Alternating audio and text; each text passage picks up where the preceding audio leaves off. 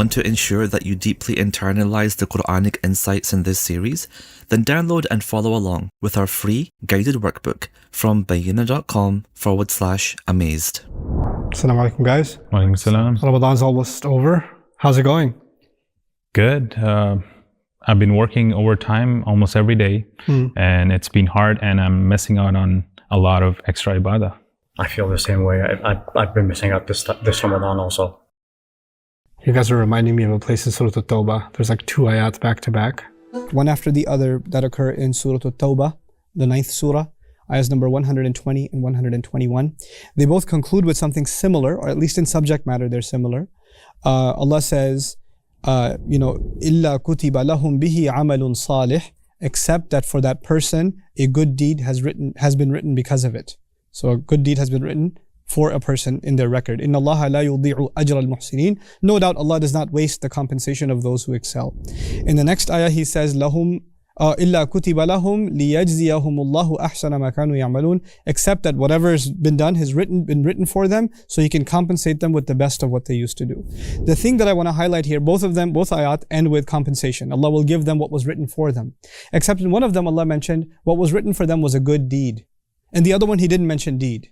So that's the subtlety here. In one case, a good deed was written, which shall be rewarded. And the other, it was written for them, not mentioning a good deed was written for them. So now, the second one, in which the word deed isn't mentioned. Allah says, وَلَا يُنْفِقُونَ نَفَقَةً صَغِيرَةً وَلَا كَبِيرَةً وَلَا يَقْطَعُونَ وَادِيًا إِلَّا كُتِبَ لَهُمْ.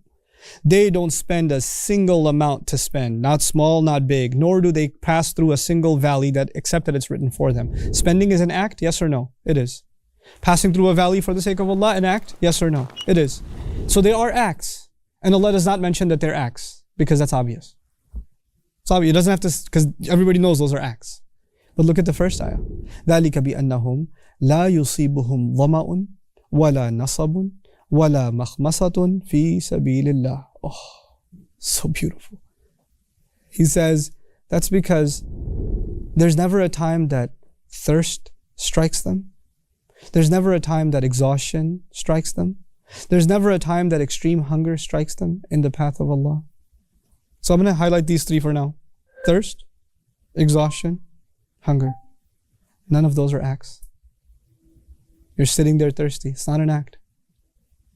You're tired. That's not an act. You're hungry. You're starving. It's not an act. But when it's for Allah, it's an act. He says, إِلَّا كُتِبَ لَهُمْ بِهِ عَمَلٌ صَالِحٌ. It's written as a good deed for them. Subhanallah. Subhanallah. You're sitting there thirsty, and when you're fasting, every second that you're fasting is considered an act. Even when you're sleeping, it's considered an act. Can you imagine? You're tired. You finished working.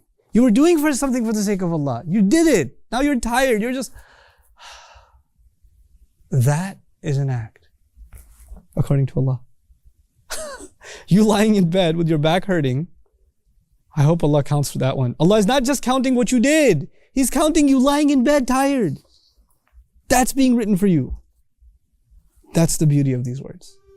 What you did not expect to be counted as a deed, Allah counted as a deed.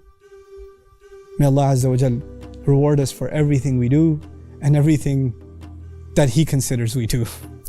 Barakallahu li wa lakum. Assalamu alaikum wa rahmatullahi wa barakatuh.